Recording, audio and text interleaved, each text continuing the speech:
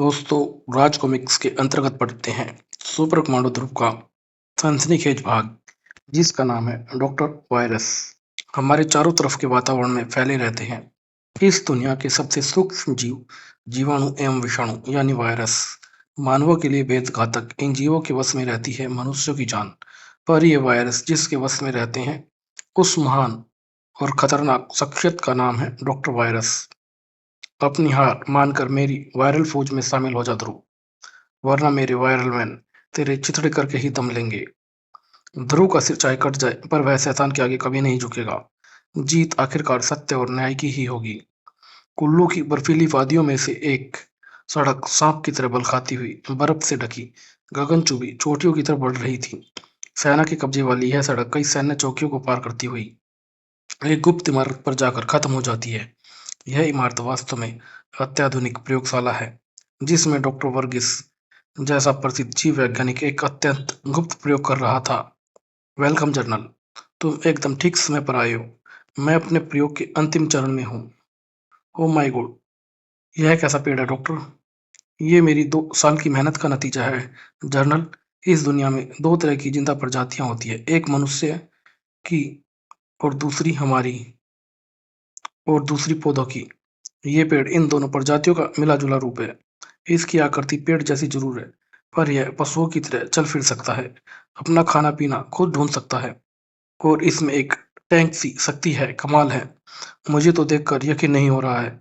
जरा सोचो जनरल, यह वृक्ष पशुओं की तैनाती से हमारे देश की सीमाएं कितनी सुरक्षित हो जाएंगी, और कई हमारे बहुमूल्य सैनिकों की जानें भी बच जाएंगी। वाह, पर तुमने इसको तैयार कैसे किया? यह स्पेशल बीटा वायरस से कोई भी पौधा मेरे बीटा वायरस पर पल कर वृक्ष पशु बन जाता है, पर इसको कंट्रोल कैसे किया जाएगा डॉक्टर? इसके तने रूपी छाती के अंदर लगे इस कंप्यूटर चिप से। यह चिप्स आदेश को ग्रहण करता है, और वृक्ष पशु उसी आदेश के अनुसार काम करता है। Very good. अब मैं ये देखना चाहता हूँ इस वायरस का मानवों पर क्या असर होता है। चाहता तो मैं भी था, पर इस प्रयोग के लिए आदमी कहाँ से आएगा? उसके लिए तुम जो हो डॉक्टर वर्गीस। क्या मतलब है तुम्हारा जनरल? डॉक्टर वायरस, तुम यहाँ पर? हाँ मूर्ख। असली जनरल इस वक्त मेरी जीप में बेहोश पड़ा है। पापा पर डॉक्टर वायरस। उफ, घबरा गए तुम तो। डर से थर थर कांप रहे हो डॉक्टर वर्गीस। मैं वही डॉक्टर वायरस हूँ जो तुम सारे जीव वैज्ञानिकों में सबसे महान बुद्धिमान था, और इसी कारण मैंने किसी सरकार के लिए नहीं बल्कि अपने लिए काम करना ज्यादा पसंद किया। मैं सिर्फ एक ही वैज्ञानिक को अपने बराबर का मानता था, और वह वैज्ञानिक थे तुम डॉक्टर वर्गीस। इसलिए मुझे ये खबर मिली कि तुम 2 साल से इस प्रयोगशाला में काम कर रहे हो, तो मैं तुरंत समझ गया कि तुम्हारी खोज कुछ अद्भुत होगी। इस बीटा वायरस के लिए शुक्रिया वर्गीस। बहुत अच्छे आदमी थे। मुझे पूरा भरोसा है कि मर कर तुम सीधे स्वर्ग जाओगे। डॉक्टर वायरस की उंगलियां रिमोट कंट्रोल के बटन पर दबी। एक तेज धमाका हुआ, और हजारों टन बर्फ ने प्रयोगशाला को अपनी आगोश में लेकर उसका निशान मिटा दिया था। एक खतरनाक घटनाक्रम शुरू हो चुका था। अगले दिन के अखबार में सिर्फ एक छोटी सी खबर छपी। सैन्य अधिकारियों ने गुप्त प्रयोगशाला की खबर को छिपाना ही ज्यादा ठीक समझा था, पर सच्चाई सिर्फ डॉक्टर वायरस जानता था। और कुछ दिनों बाद किसी को इस घटना की याद तक न रही। बस रहने दीजिए मैनेजर साहब, शाम के 6:30 बज चुके हैं। बाकी काम कल खत्म कर लेंगे। नहीं ध्रुव, सिर्फ 1-2 पेपर और बचे हैं, इनको भी निपटा ही देते हैं। पर तुमने तो मुझे आश्चर्यचकित कर दिया ध्रुव। मैं तो समझा था कि तुम सिर्फ मार धाड़ में एक्सपर्ट हो, पर तुम तो एक अच्छे बिजनेसमैन भी हो। तुमने जिस तरह से जुपिटर सर्कस के बीमे के में से मिले 50 लाख रुपयों को इतने ही दिनों में कई गुना बढ़ा लिया है, उससे मैं बहुत प्रभावित हूँ। इस सफलता के पीछे सबसे बड़ा हाथ मेरे पापा की सलाह का है। तभी कांच की खिड़की टूटती है और एक शख्स अंदर दाखिल होता है। अगर पलक भी झपकाई तो खोपड़ी में कई छेद कर दूंगा। ओह, डकैती! मैनेजर का हाथ अलार्म बटन की तरफ बढ़ा, और मशीन गन तड़तड़ा गई। बाहर चलो। हालांकि इस वक्त बैंक में कर्मचारियों की संख्या काफी कम थी, पर इस वक्त कोई भी हरकत दिखाने का अर्थ इनकी जान से खेलना है। मुझे सही वक्त का इंतजार करना होगा। उफ, तो कमांडो ध्रुव यहाँ पर मौजूद है। वेरी गुड त्रि, तुमने इसको तुरंत कब्जे में लेकर बहुत अच्छा किया, पर मैं अभी भी कोई रिस्क नहीं लेना चाहता हूँ। इन सबको स्ट्रोंग रूम में बंद कर दो, और सभी कर्मचारियों राइफल के साइन में स्ट्रोंग रूम में के अंदर घुसने लगे। मैं अपनी चाल जरा धीमी कर लेता हूँ ताकि इस भीड़ में सबसे आखिर में मैं ही रहूं। अब सभी लोग स्ट्रोंग रूम के अंदर सुरक्षित हैं, पर मेरा इसके अंदर जाने का कोई इरादा नहीं है। मैनेजर साहब, स्ट्रांग रूम को अंदर से बंद कर लीजिए। कुछ ही पलों तक कोई लुटेरा कुछ नहीं कर सका। गोलियां चलने पर उनके सामने अपने साथियों की जान जा सकती थी, और जब तक गोलियां चलने का मौका मिला, ध्रुव अपना स्थान छोड़ चुका था। उफ, पता नहीं बैंकों में इतना बड़ा होल क्यों बनाते हैं। कहीं छिपने तक की जगह नहीं है। इन गोलियों से बचने के लिए किसी ढाल का इंतजाम करना होगा मुझे, और उसके लिए यह कैश बॉक्स एकदम उपयुक्त चीज है। कैश बॉक्स के मोटे स्टील से टकराकर गोलियां इधर-उधर छितरने लगी थीं। इससे पहले कि लुटेरे अपनी पोजीशन बदलकर फायरिंग कर दें, ध्रुव तेजी से उनकी तरफ बढ़ा, और बंदूकों की गोलियां कैश बॉक्स के अंदर कैद हो गई थीं, और ध्रुव के भीषण कूशे दोनों के जबड़ों से जा टकराए। आखिरी डकैत समझ गया कि वह ध्रुव से अकेला नहीं निपट सकता। Hello, one here, doctor virus. यहाँ पर ध्रुव मौजूद है, हमको मदद चाहिए। मेरा नाम मत ले मूर्ख, मदद तो बैग के बाहर गाड़ी में मौजूद है। मैं उसको आदेश देता हूँ। उफ, चौथा लुटेरा भी एक ही बार में धराशायी हो गया था, और ध्रुव ने लपक कर फोन उठा लिया। Hello, police headquarter, Dhruv here, मैं मेट्रो बैंक से बोल रहा हूँ। यस, यहाँ पर डकैती का प्रयास किया गया है। 4 लुटेरे से चारों फिलहाल बेहोश पड़े हैं। हाँ, बैंक के ऑटोमेटिक दरवाजे भी बंद हैं। अब मैं कर्मचारियों को स्ट्रांग रूम से बाहर निकालने जा रहा हूँ। ध्रुव की आवाज एक तेज गड़गड़ाहट में गुम हो गई। बैंक के स्टील के दरवाजे जमीन पर आ गिरे, और उसमें से बैंक के अंदर प्रविष्ट हो रही थी एक अजीबोगरीब वह भयानक आकृति। उफ, यह क्या चीज है। देखने में मनुष्य लगता है और नहीं भी लगता है। पहला वार ध्रुव को ही करना था, पर इस बार का क्या असर होगा इसका भरोसा ध्रुव को नहीं था। अगले ही पल ध्रुव को अपना जबड़ा टूटता हुआ सा महसूस हुआ। उफ, पूरा जबड़ा हिल गया। अब क्या करूं। आसपास बचाव की कोई चीज भी नजर नहीं आ रही है। यह ऑटोमेटिक राइफल, पर यह मुझे जीवित प्राणी लग रहा है। इस पर गोली चलाना नहीं चाहता हूं मैं। राइफल को लाठी की तरह इस्तेमाल करना पड़ेगा मुझे। अगर मैं इसका गला दबा दूं तो दम उठ सकता है, पर इस पर काबू भी पाया जा सकता है। परंतु पूरी ताकत के बावजूद ध्रुव उस खतरनाक प्राणी की गर्दन को तिल भर भी नहीं दबा पाया था, और ध्रुव का शरीर मच्छर की भांति हवा में उड़ गया एक ही वार से उसके। उफ, मेरे पास कोई चारा नहीं है। इस शैतान को ऐसे छोड़ देने का मतलब कई निर्दोष जिंदगियों का बलिदान होगा। ध्रुव ने ट्रिगर दबाया। गोलियों का निशाना पैर थे, पर सभी गोलियां सख्त ऊपरी खाल में ही धंस कर रह गई थीं। ध्रुव का एक और बार बेहोश हो गया था ध्रुव। यह तो मेरे कुछ कर पाने से पहले ही मेरी सारी हड्डियां तोड़ डालेगा। ध्रुव का शरीर बैंक के लगे पानी साफ करने वाले यंत्र एक्वा फ्लोट से जा टकराया। पानी की धार, इसकी आंखों पर यह धार डालने से कुछ देर तक यह देख नहीं सकेगा। शायद उतनी देर में मुझे कोई उपाय सूझ जाए। आंखें बंद हो जाने से उस प्राणी का पैर जमीन पर गिरे पानी पर आ गिरा, और उसका जबड़ा एक्वा फ्योर से जा टकराया। पानी में मौजूद जीवाणुओं को नष्ट करने के लिए एक्वा प्योर में लगे अल्ट्रावायलेट यंत्र से किरणें निकलकर उस प्राणी के जबड़े से टकराने लगी थी।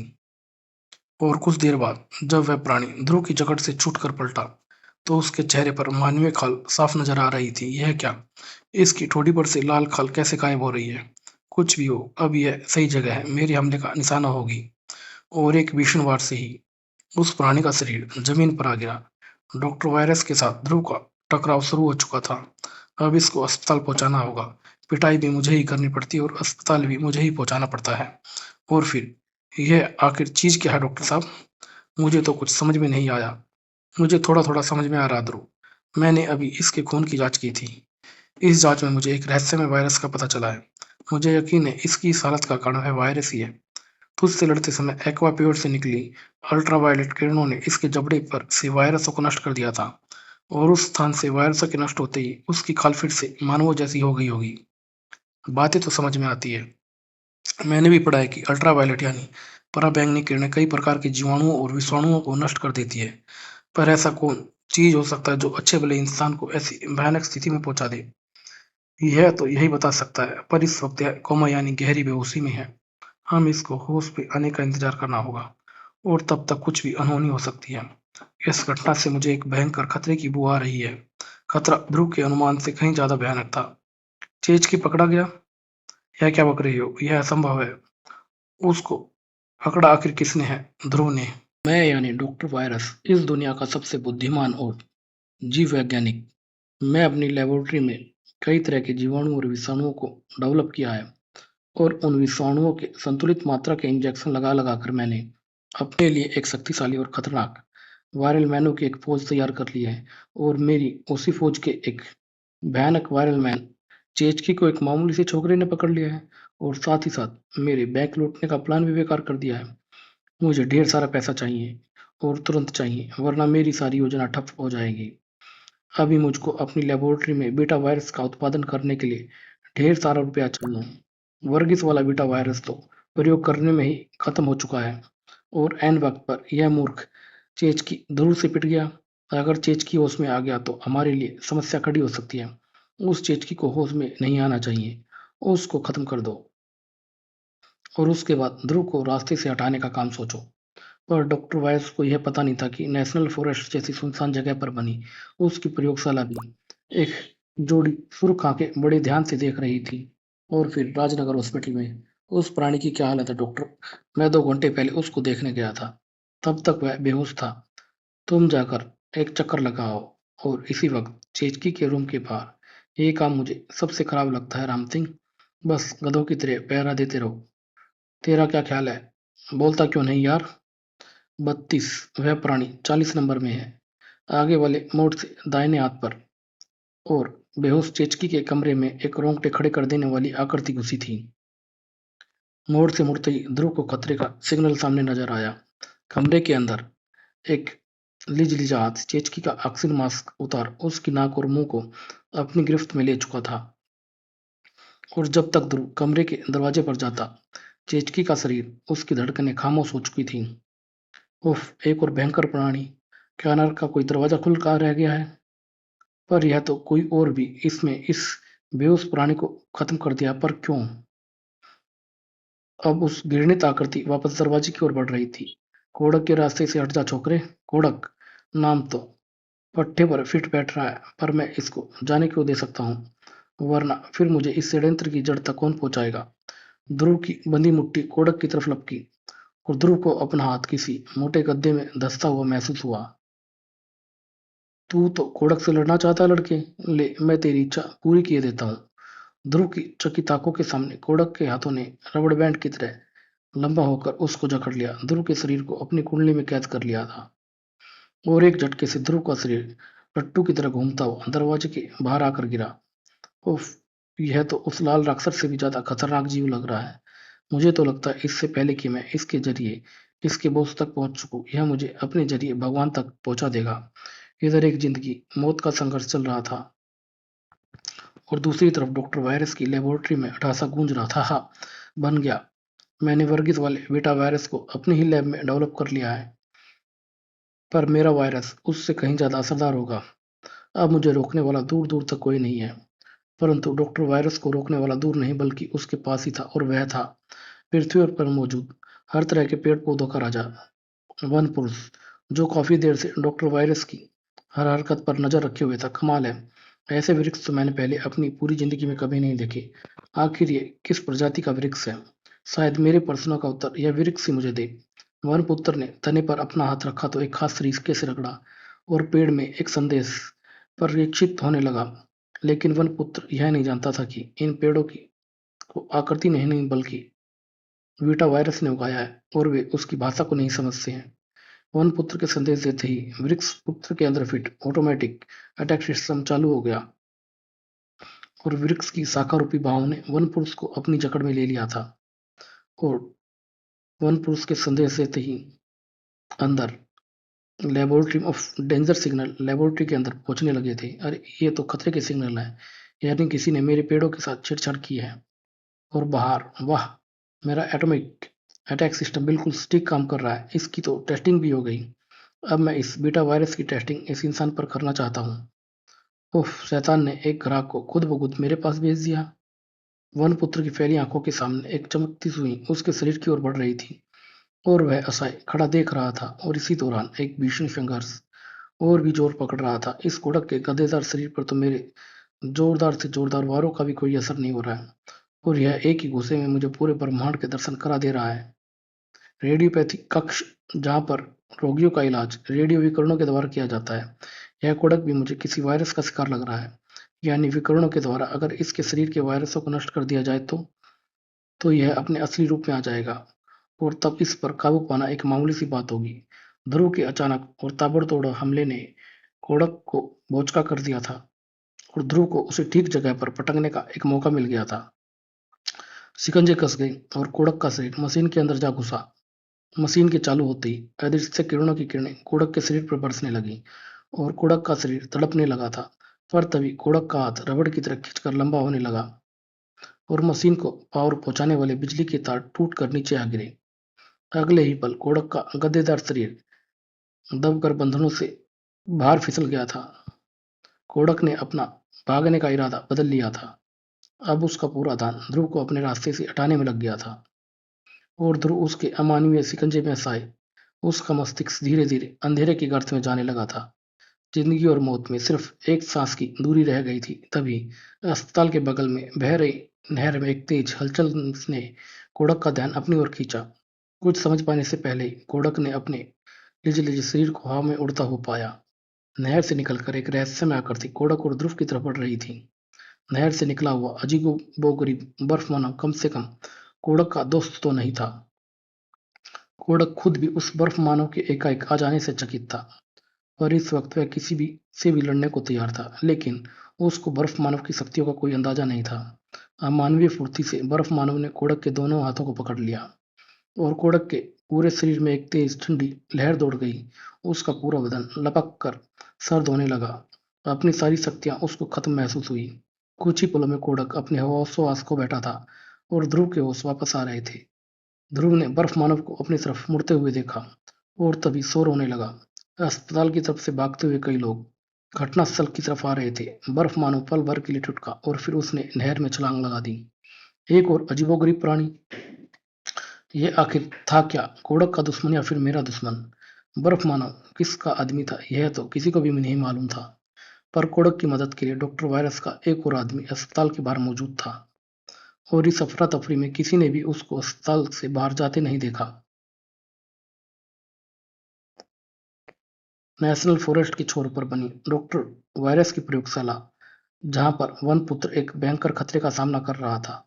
एक सुई वनपुत्र की तरफ बढ़ रही थी और वनपुत्र को आभास हो रहा था कि यह सुई बंदूक से भी अधिक खतरनाक है।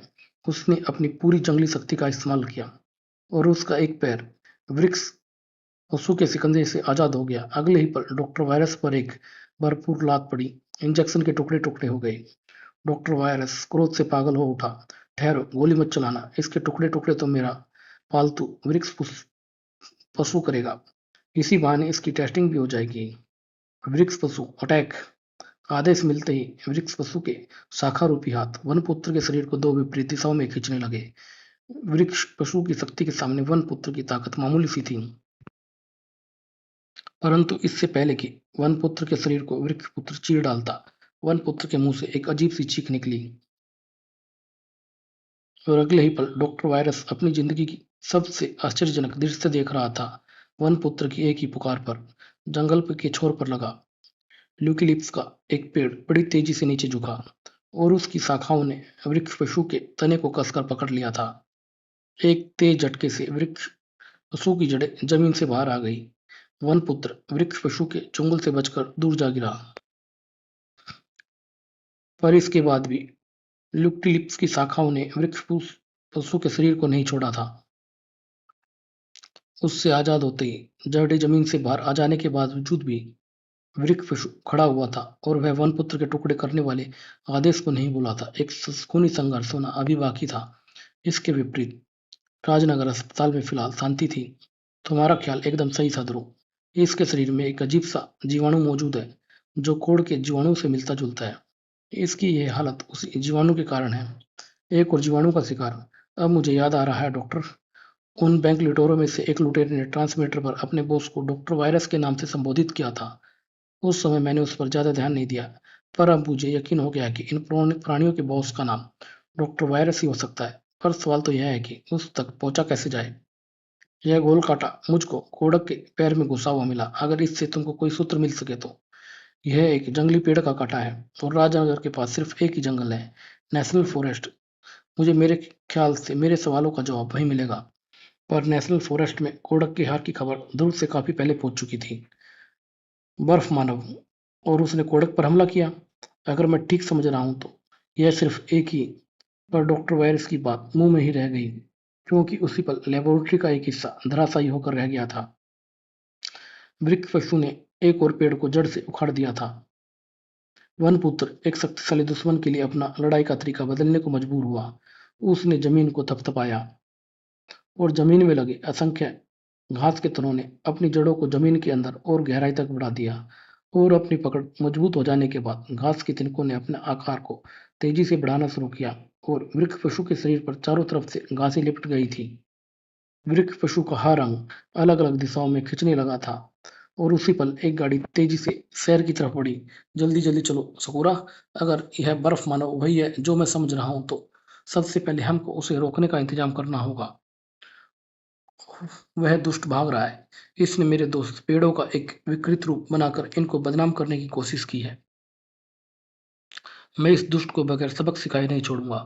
वनपुत्र चीते की सी गति से गाड़ी के पीछे लपका। वृक्ष पशु और घासों की भीषण लड़ाई का अंत देख पाने का समय अब उसके पास नहीं था, लेकिन इस लड़ाई को देखने के लिए एक दूसरा दर्शक घटनास्थल की तरफ बढ़ रहा था। नेशनल फॉरेस्ट एकदम शांत सुनसान स्थान है। डॉक्टर वायरस को अपने अड्डे के लिए इससे अच्छी जगह नहीं मिल सकती है। अगला मुड़ मुड़ते ही ध्रुव के सारे ख्याल सही साबित हुए। यह रही वह नई बनी इमारत। देखने से एक अत्याधुनिक लेबोरेटरी लग रही है, पर यह टूट फूट कैसे गई? जमीन पर एक कार के आने और जाने के निशान बने हैं और इन निशानों के साथ साथ एक जोड़ी पैरों के निशान भी हैं। कोई नंगे पैर गाड़ी के पीछे भागता हुआ गया, पर कौन? तभी एक धमाके ने ध्रुव की विचारधारा को भंग कर दिया। लेबोरेटरी का एक और हिस्सा ध्वस्त होकर नीचे गिरा। ध्रुव तेजी से लेबोरेटरी के पीछे एक विनाश का कारण जानने के लिए लपका और उसकी आंखें आश्चर्य से फैलती चली गई थी। उसकी आंखों के सामने एक अद्भुत लड़ाई चल रही थी। वृक्ष पशु ने अपनी जड़ों को लंबा किया और उसके सहारे उसका पूरा शरीर लट्टू की तरह नाचने लगा था। वृक्ष पशु के शरीर को चारों तरफ से खींचती घासें तेजी से तने पर लिपटने लगी थी। उनकी जड़ों पर जोर पड़ने लगा था। कुछ ही पलों में लड़ाई का फैसला हो गया। कुछ घास के तिनके जड़ से उखड़ गए और कुछ तो कमजोर थे, वे टूट गए। वृक्ष पशु कुछ देर तक भ्रमित सा खड़ा था। वह अपने स्वामी के आदेश की प्रतीक्षा कर रहा था, लेकिन आदेश देने वाला वहां था ही नहीं कोई भी। सिर्फ डॉक्टर वायरस की जेब में रखे ट्रांसमीटर के सिग्नल वृक्ष पशु के कंप्यूटर रिसीव तक पहुंच रहे थे। वृक्ष पशु सिग्नलों का पीछा करते हुए राजनगर की तरफ बढ़ चला। यह तो मुझे नहीं मालूम कि यह क्या चीज है, पर मैं इतना जरूर समझ रहा हूं कि यह अगर राजनगर की पहुंच गया तो फिर राजनगर की खैर नहीं है। ध्रुव वृक्ष पशु की तरफ लपका और उसका शरीर गोली की तरह वृक्ष पशु के तने से जा टकराया। वृक्ष पशु लड़खड़ाया तक नहीं, बल्कि ध्रुव के जमीन तक वापस पहुंच पाने से पहले ही लकड़ी की एक सख्त शाखा उसके गर्दन से जा टकराई। इस भयानक जीव पर तो मेरे वारों का असर नहीं होगा। इस पर वार करने के लिए मुझे भारी हथियार की जरूरत है। ध्रुव ने मोटरसाइकिल को स्टार्ट किया। वृक्ष पशु से विपरीत दिशा में मोड़ दिया।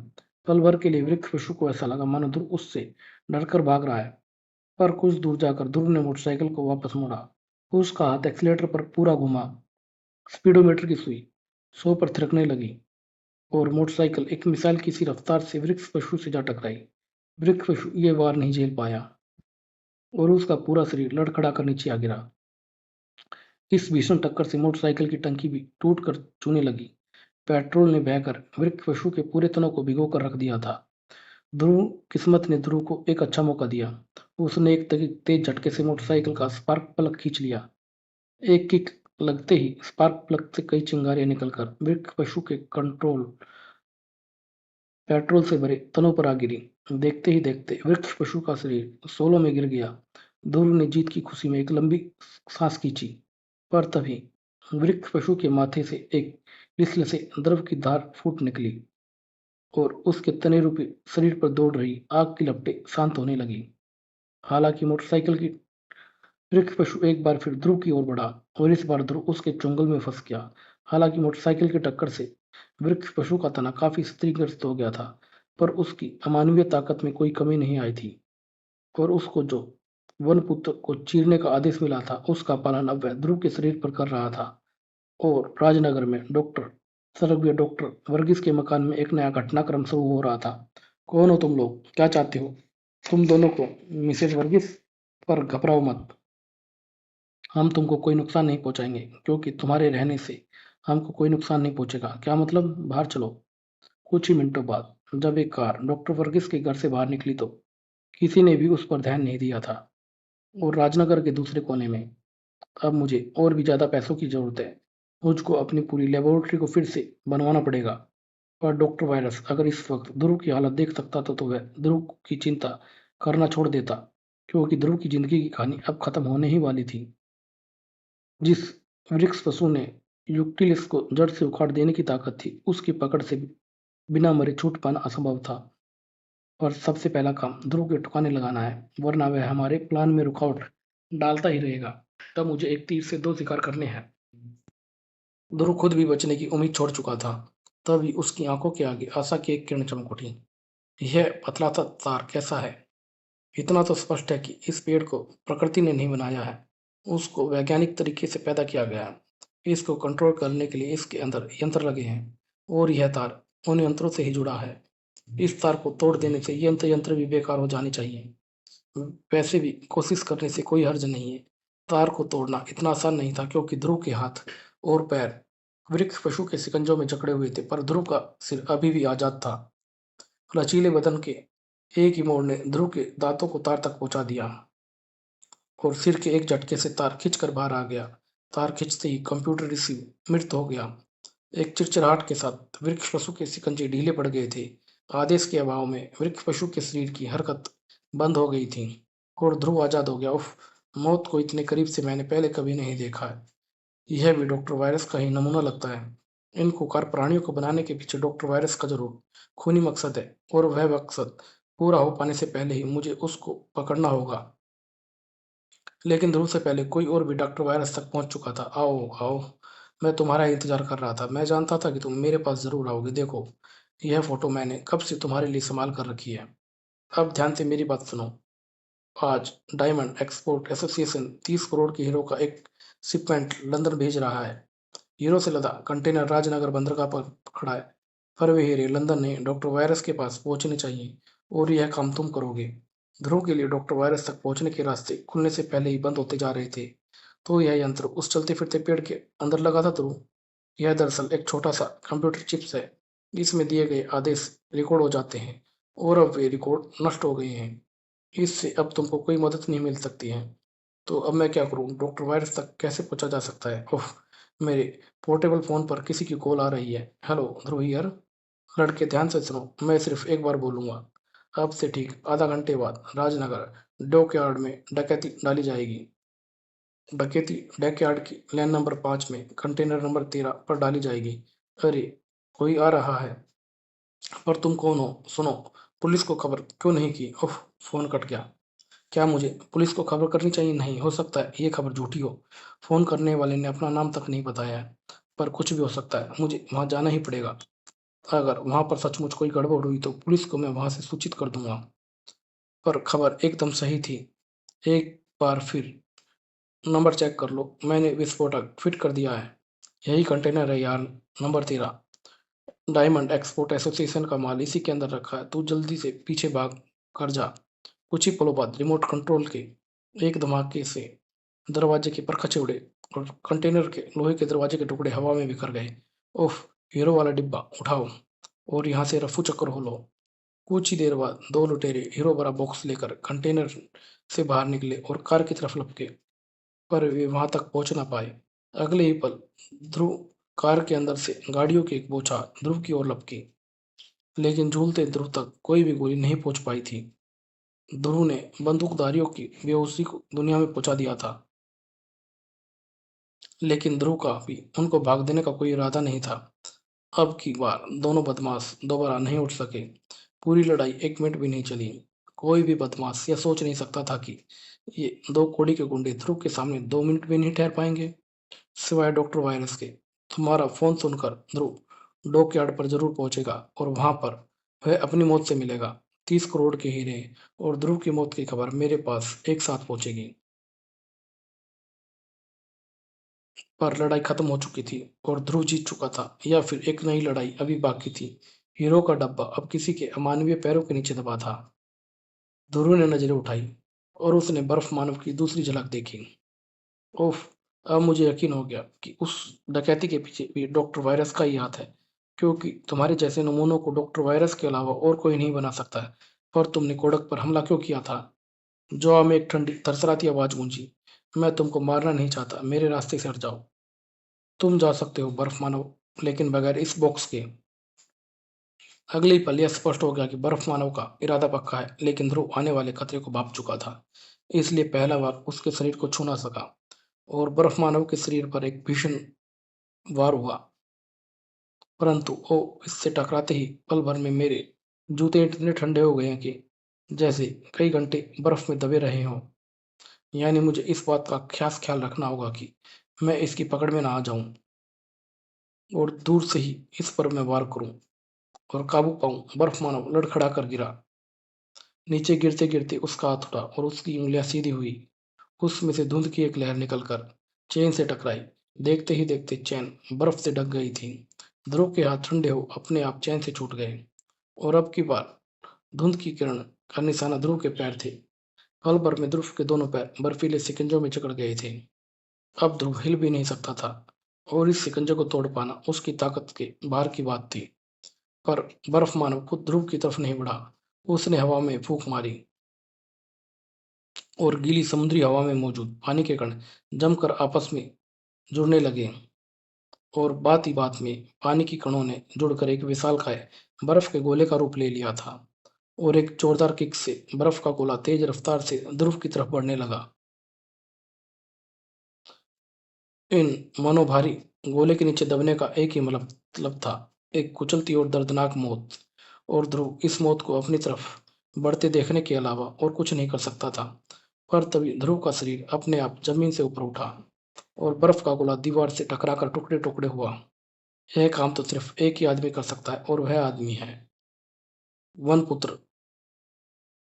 हाँ ध्रुव, मैं काफी देर से इन दुष्टों के पीछे लगा हुआ था। तुमको यहाँ पर देखकर मैं अब तक चुप था, पर अब मैं इसको सबक सिखाकर ही छोड़ूंगा।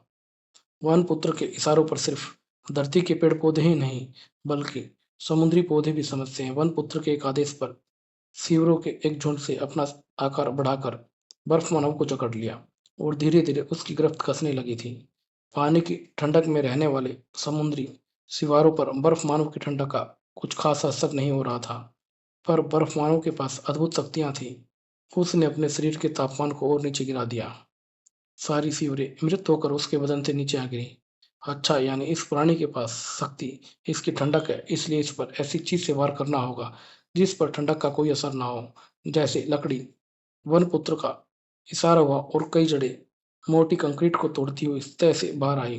बर्फ मानव को मोटी जड़ों ने अपने शिकंजे में कस लिया था, और बर्फीले शरीर को खड़ी और ठोस सतह पर पटकना शुरू कर दिया।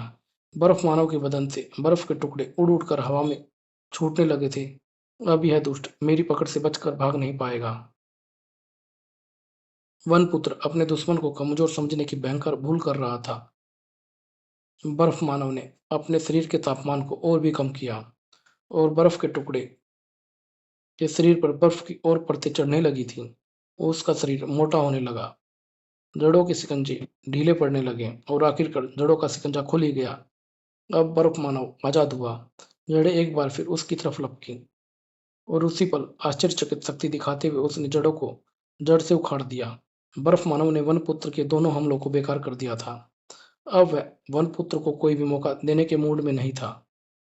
धुंध लहर के टकराते ही वनपुत्र का शरीर बर्फ के एक खोल में कैद हो गया, और वनपुत्र अपने सारे होशोवास खो बैठा। बर्फ मानव अब हीरो वाले डिब्बे की तरफ लपका, पर इससे पहले कि उसका हाथ बॉक्स तक पहुंच पाता, बॉक्स हवा में उड़ गया। ध्रुव ने एक बार फिर लड़ाई की कमान अपने हाथों में ले ली थी। इस बर्फीले प्राणी की शक्तियां तो कमाल है, पर यह जिस तरह का भी प्राणी है, जिंदा रहने के लिए सांसें तो लेता ही होगा। इसलिए मैं इस पर वही शस्त्र आजमाऊंगा जो मैंने किरगी पर आजमाया था, नर्वस गैस का कैप्सूल। नर्वस गैस ने बर्फ मानव को घेरा तो जरूर, लेकिन बर्फीले शरीर पर पहुंचने से पहले ही नर्वस गैस जमकर तरल पदार्थ में बदल गई थी, और नर्वस गैस की बूंदें बर्फ में घुल मिल गई। अब क्रुद्ध बर्फ मानव ध्रुव को भी रास्ते से हटा देने पर उतारू था। हालांकि ध्रुव इस बार सतर्क था, पर फिर भी धुंध की लहर ध्रुव के कंधों को छूते हुए निकली। उफ! लग रहा है कि मैं एवरेस्ट पर खड़ा हूँ। इस प्राणी को रोक पाना असंभव लग रहा है। क्या मुझे ज़िंदगी में पहली बार हार माननी पड़ेगी? 1 मिनट, एक उपाय तो सूझ रहा है। क्यों ना चलते-चलते इसको भी आज़मा लिया जाए? ध्रुव ने अपनी योजना पर अमल तुरंत शुरू किया। उसने 13 नंबर कंटेनर के टूटे दरवाजे के लोहे के टुकड़ों को उठाया और कंटेनर के लोहे के दरवाजे के टुकड़े हवा में घूमते हुए बर्फ मानव के शरीर से टकराने लगे। पर नुकसान रत्ती भर भी नहीं हुआ। लोहे के सारे टुकड़े बर्फीले शरीर में थोड़ी दूर धंसकर रह गए थे। अब बर्फ मानो खतरनाक तरीके से ध्रुव की तरफ बढ़ा। ध्रुव अपना वार खाली जाता देख तेजी से भागा। अब बर्फ मानव की नजरों से ओझल हो गया, भाग गया। अच्छा ही हुआ, मैं उसे मारना नहीं चाहता था। अब मैं हीरो भरा बॉक्स ले जाकर डॉक्टर वायरस को सौंप दूं और उससे अपना हिसाब भी साफ करूं। तभी अपने पीछे एक खड़खड़ाहट सुन बर्फ मानव घुमा। पल भर के लिए हिलना भूल गया। विद्युत चुंबक लगी विशाल क्रेन लेकर ध्रुव उसकी तरफ बढ़ रहा था। भीमकाय क्रेन की बॉडी पर बर्फ मानव के वार को कोई असर नहीं हो रहा था। बर्फ मानव के सोच पाने से पहले ही ध्रुव ने विद्युत चुंबक को चालू किया। बर्फ मानव के शरीर में धसे लोहे के टुकड़े विद्युत चुंबक से आकर्षित होने लगे और उसके साथ ही साथ बर्फ मानव का बदन भी चुंबक से आ चिपका। चुंबक के सामने बर्फ मानव की सभी शक्तियां बेकार थी। अब बताओ डॉक्टर वायरस के चमचे के डॉक्टर वायरस मुझे कहाँ पर मिलेगा? सुनो लड़के, मुझे जाने दो। मैं डॉक्टर वायरस का सहयोगी नहीं हूँ, पर मेरे लिए इन हीरो को डॉक्टर वायरस तक पहुँचाना बहुत ज़रूरी है। ऐसी क्या बात है? क्योंकि उसने मेरी पत्नी और बेटी का अपहरण कर लिया है। मेरा नाम डॉक्टर एम वर्गीस है। प्रसिद्ध जीव वैज्ञानिक डॉक्टर वर्गीस, आपकी ये हालत कैसे हुई? पहले मुझे इस चुंबक से तो छुड़ाओ, फिर बताता हूँ। डॉक्टर वर्गीस ने ध्रुव को गुप्त लेबोरेटरी की तबाही तक की कहानी सुना दी। पर बर्फ में ढककर मैं मरा नहीं। बेटा वायरस के अजीबोगरीब असर ने मुझे जिंदा तो रखा, पर बर्फ मानव के रूप में बदल दिया। मुझे तो उस वक्त यह भी नहीं मालूम था कि मैं कितने दिन बेहोश रहा, लेकिन मुझे इतना पता था कि डॉक्टर वायरस का अड्डा राजनगर में ही कहीं पर है।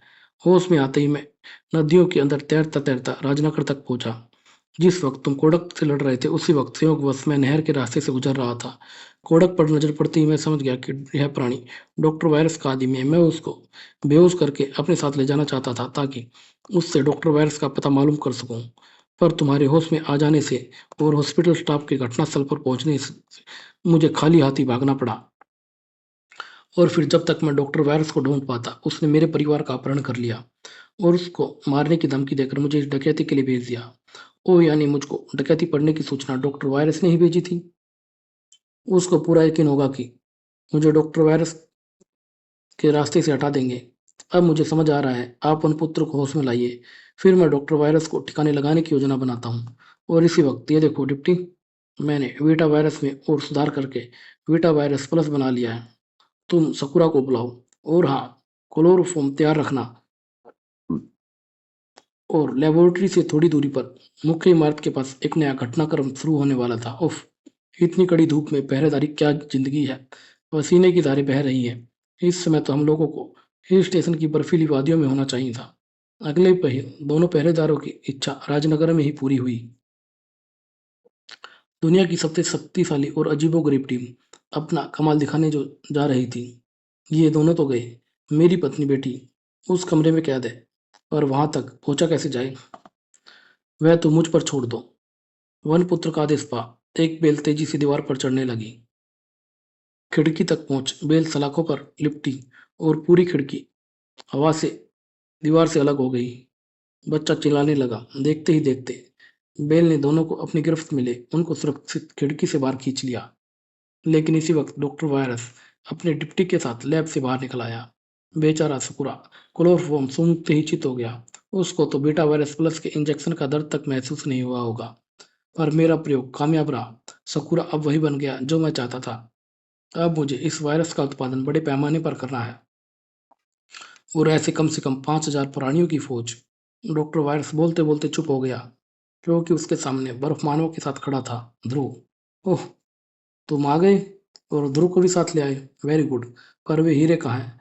बर्फ मानव मुझे लेकर नहीं आया है डॉक्टर वायरस, बल्कि मैं इसको लेकर आया हूँ। और तुम्हारे हीरे इधर है। यह तो वही जंगली है, और इसके हाथ मेरे कैदी। यानी तुम्हारा खेल खत्म हुआ है दुष्ट। हसीन गन डिप्टी के हाथों से छिन गई थी अब। और एक भीषण मुक्के ने उसको बेहोशी की दुनिया में पहुंचा दिया था। अब यही बारी है तुम्हारी डॉक्टर वायरस। पर तभी डॉक्टर वायरस चीख उठा, सकुरा अटैक। और अगले ही पल लेबोरेटरी की दीवारों को तोड़ती हुई एक आकृति बाहर निकली। उसे देख यह कहना मुश्किल था कि वह वृक्ष है या मानव, या फिर वृक्ष मानव। उफ, अपने बीटा वायरस का इतना घातक प्रयोग तो मैं भी सोच भी नहीं सकता हूँ। रुको बर्फ मानव, यह जो भी है इस समय पेड़ के रूप में है, और इस रूप में इसको वन पुत्र का आदेश मानना ही पड़ेगा। ठहरो, वहीं पर रुक जाओ। लेकिन वन पुत्र के आदेश का वन मानव पर कोई असर नहीं हुआ, और अगले ही पल वन पुत्र के सिर पर एक धमाका हुआ। इससे तुम लोग जीत नहीं सकते। इस पर तुम्हारी शक्तियां बेअसर है। अब भी हार मानकर मेरी शरण में आ जाओ बच्चों। अभी नहीं, इसको तो मैं रोकता हूँ। वृक्ष मानव के पैरों को बर्फ ने धरती में जमा दिया, लेकिन यह बंधन वृक्ष मानव को रोकने के लिए काफी नहीं थे। अब बर्फ मानव ने अपने शरीर के तापमान को और नीचे गिरा दिया, और बर्फ मानव का पूरा शरीर बर्फ की तहों से लिपटने लगा था। बर्फ मानव का पूरा ध्यान था कि उसका हर बार खाली नहीं जाएगा, पर ऐसा नहीं हुआ। यह क्या, यह नहीं हो सकता है। मेरी बर्फ कैद को कोई भी तोड़ नहीं सकता है। यह भी उस वीटा वायरस की पैदाइश से, जिसने तुमको बर्फ मानव बनाया है। इसलिए तुम्हारे किसी भी वार का उस पर असर नहीं होगा। पर तुम पर इसके वारों का असर होगा या नहीं, यह कह पाना मुश्किल है। वृक्ष मानव की भुजाएं बर्फ मानव पर आकर कस गई, और उसका शरीर कसने लगा था। जकड़ बहुत जबरदस्त थी। बर्फ मानव को अपना शरीर अंदर से कड़कड़ाता हुआ महसूस हो रहा था कि तभी उड़ता हुआ एक शरीर वृक्ष मानव के पैरों से आकर टकराया, और वृक्ष मानव अपना संतुलन खो जमीन पर आ गिरा। और उसी पल बेशुमार लताएं और झाड़ियों ने उसके शरीर को जमीन से बांध दिया था। वन पुत्र होश में आ चुका था, और उसकी आश्चर्यचकित आंखों के सामने एक हल्के से झटके से सभी बंधनों की जड़ें जमीन से बाहर आ गई। ओ, इसने तो मेरे सभी वारों को बेकार कर दिया है। ये आग उगलने वाला हथियार, ये इसको खत्म जरूर कर देगा। वन पुत्र ने शिकारियों को बंदूक चलाते तो कई बार देखा था, पर वह खुद आज पहली बार गोलियां दाग रहा था, और उसका यह हम पहला प्रयास ही बेकार साबित हुआ। सारी गोलियां खड़े तनों से धंस कर बेकार हो गई थी। हाँ हाँ मूर्खों, मेरे वृक्ष मानव पर तो बम और मिसाइलें भी बेकार है। तुम इन छोटी छोटी गोलियों से इसका खरोच तक नहीं पहुंचा पाओगे। पर अब ये तुम लोगों को जिंदा नहीं छोड़ेगा। अगर इस पर अल्ट्रावायलेट किरणें डाली जाएं तो वे बेटा वायरस को नष्ट कर देंगी, और यह अपने असली रूप में आ जाएगा। नहीं ध्रुव, मेरा बेटा वायरस पर अल्ट्रावायलेट किरणें बेअसर है। ऐसे तो यह सचमुच हम सबकी मौत बन जाएगा। अब हमको अपनी सम्मिलित शक्तियां लगानी होंगी। पर अब हम क्या कर सकते हैं वन पुत्र? जिस तरह से मनुष्य और पशु की रगों में खून बहता है, उसी तरह पेड़ पौधों की नलिकाओं में पानी बहता है। अगर किसी तरह से इसके शरीर से वह पानी बाहर निकल जाए तो यह बेदम हो जाएगा। पानी बाहर कैसे निकलेगा? देखो वन पुत्र, ये सरकंडे की झाड़ियां ये पानियों को सोखती हैं, और तुम्हारा आदेश भी मानती है। मैं समझ गया। तो अब तुम देखते जाओ। वन पुत्र का इशारा पाते ही सरकंडे की नलियां और भी लंबी होने लगी। जड़ों के रास्ते वृक्ष मानव के तने जैसे शरीर में प्रविष्ट हो रही थी, और पानी चूसने लगी। वृक्ष मानव कर्रा कर तेजी से दूर भागा, पर सरकंडे भी साथ ही साथ लंबे होते गए, और कुछ ही मिनटों में सरकंडों ने वृक्ष मानव के शरीर का सारी पानी सोख लिया था। वह लड़खड़ा कर जमीन पर आ गिरा। अब वह पर वह अभी भी उसमें थोड़ी सी जान बाकी थी। अरे, यह उस फुव्वारे की तरफ बढ़ रहा है, पानी के लिए। अगर इसके शरीर में पानी दोबारा पहुंच गया तो फिर हमारी जानें बच नहीं पाएंगी। बर्फ मानव, ध्रुव का इशारा समझ बर्फ मानव ने अपने शरीर का तापमान और नीचे गिरा दिया, और उसके हाथों से धुंध की लहरें निकली, और फुव्वारे का पानी जमने लगा था। वृक्ष मानव की जड़ें पानी तक पहुंच पाने से पहले ही पूरा पानी जम चुका था। वृक्ष मानव ने अपनी ताकत के आखिरी कतरे का इस्तेमाल करते हुए खड़ा होने की कोशिश की, और वह दोबारा उठने लायक नहीं था। वाह ध्रुव, तुम्हारी योजना की बदौलत हमने उस खतरनाक और अजय प्राणी को भी मात दे दी है। वह तो ठीक है वनपुत्र, लेकिन डॉक्टर वायरस किधर गया? लगता है वह वृक्ष मानव की पिटाई देख भाग खड़ा हुआ है। वह समझ गया होगा कि उसका तुरुप का पत्ता भी तुम्हारे दिमाग के सामने टिक नहीं पाएगा। लेकिन यह तो बहुत बुरा हुआ। यह बीटा वायरस का रहस्य अपने साथ ले गया है। ये पूरी मानवता के लिए विनाशकारी सिद्ध हो सकता है। नहीं ध्रुव, ऐसा कुछ नहीं होगा, क्योंकि इस दौरान मैं बीटा वायरस की काट भी ढूंढ लूंगा। आखिर मुझे भी तो अपने असली रूप में वापस आना है, और इस बेचारी साकुरा को भी डॉक्टर वायरस के चुंगल से आजाद कराना होगा मुझे। ध्रुव की जिंदगी का एक और अभियान सफलता पर खत्म हुआ, पर उसके जानी दुश्मनों में एक नया नाम जुड़ गया था। वो था नाम डॉक्टर वायरस का। इस छोकरे ध्रुव ने मेरे सारे सपने चकनाचूर कर दिए हैं। मेरी वायरल फौज को खत्म कर दिया है। मैं बदला लूंगा, जरूर बदला लूंगा। और वह प्रतिशोध इतना खतरनाक होगा कि पूरी दुनिया कांप उठेगी। और ये अंक यहीं समाप्त होता है।